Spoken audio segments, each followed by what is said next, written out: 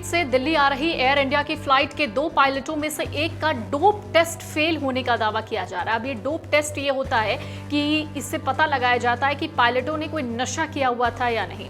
दरअसल कुछ दिन पहले ये खबर आई थी कि जो ये हादसा हुआ एयर इंडिया के विमान में, इसमें पायलट ने नशा किया हुआ था, क्योंकि कुछ यात्री यही दावा कर रहे थे। ये फ्लाइट 4 अगस्त को तेज टर्बुलेंस में फंस गई थी, अचानक करीब 300 फीट नीचे आ गई थी। घटना के बाद दोनों पायलट्स का post flight drug screening test हुआ। इनमें से एक पायलट की रिपोर्ट पॉजिटिव है। सूत्रों के मुताबिक जांच पूरी होने तक दोनों पायलटों को ड्यूटी से हटा दिया गया है। फ्लाइट में 137 यात्री, 8 क्रू मेंबर सवार थे। हवा में टर्बुलेंस की वजह से विमान अचानक नीचे करीब 300 फीट आ गया था, जिससे 17 लोग घायल हुए। नागरिक उड्डयन मंत्री के राम मोहन नायडू ने कहा कि टर्बुलेंस करीब 5 मिनट तक रहा। एयर इंडिया ने अपने पायलट के डोप टेस्ट फेल होने की खबर की पुष्टि या खंडन नहीं किया है। एयरलाइन ने कहा है कि फ्लाइट के बाद तय प्रोटोकॉल के तहत पायलटों का ड्रग स्क्रीनिंग टेस्ट कराया गया था, लेकिन टेस्ट के रिपोर्ट अभी एयर इंडिया के साथ शेयर नहीं हुए हैं, इसलिए वो मामले पर टिप्पणी नहीं कर सकते। एयर इंडिया ने यह भी कहा है कि वो नागरिक विमानन नियमों के तहत अपने क्रू मेंबर्स का नियमित ड्रग टेस्ट कराती है। ये टेस्ट किसी खास फ्लाइट या घटना से अलग भी नियमित रूप से किए जाते हैं। Directorate general of civil aviation यानी डीजीसीए मामले की जांच कर रही है। सूत्र कह रहे हैं directorate general of civil aviation यानी डीजीसीए इस मामले की हर पहलू से जांच कर रहा है। जांच में देख रहा है कि टर्बुलेंस के दौरान स्थिति से निपटने का तरीका सही था या नहीं। साथ ही ये भी पता लगाया जा रहा है कि ये घटना सिर्फ खराब मौसम की वजह से हुई है, इसके पीछे कोई और रीजन था।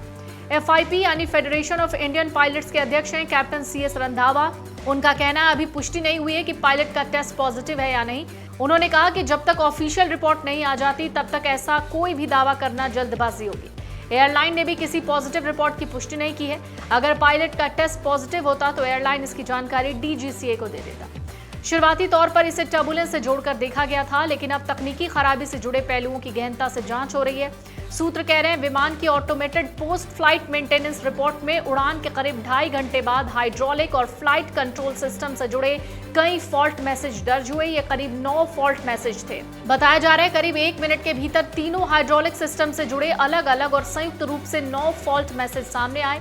एयरबस A320 नियो में लाल, नीले और हरे रंग से पहचाने जाने वाले 3 इंडिपेंडेंट हाइड्रोलिक सिस्टम होते हैं। ये विमान के ब्रेक, एलिवेटर और नोज व्हील समेत कई महत्वपूर्ण नियंत्रणों को संचालित करने में मददगार होते हैं। तीनों प्रणालियों से एक साथ जुड़ी गड़बड़ी की आशंका को जांच में महत्वपूर्ण तकनीकी पहलू माना जा रहा है। सूत्रों के मुताबिक तकनीकी गड़बड़ियों के बाद ऑटो पायलट डिस्कनेक्ट हुआ और विमान की नोज ऊपर उठने लगी।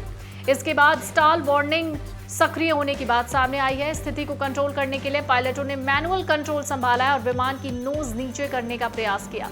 इसी दौरान विमान तेजी से करीब 300 फीट नीचे आई और अचानक ऊंचाई कम होने से यात्रियों को जोरदार झटका लगा। कुछ यात्री सीटों से उछलकर घायल हो गए।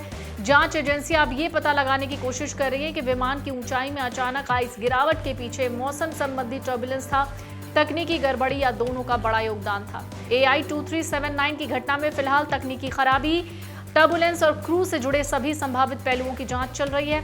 फ्रांस की जांच एजेंसी और एयरबस विशेषज्ञों के शामिल होने से तकनीकी जांच को मजबूती मिलेगी। हालांकि विमान में आखिर किस वजह से अचानक ऊंचाई में इतनी तेजी से गिरावट आई और यात्रियों को चोटें लगी, इसका अंतिम जवाब AAIB की जांच रिपोर्ट आने के बाद ही साफ होगा। अगर आप ये वीडियो YouTube पर देख रहे हैं तो हमारे चैनल को सब्सक्राइब कर बेल आइकन दबाएं और Facebook पर देख रहे हैं तो हमारे पेज को लाइक करें।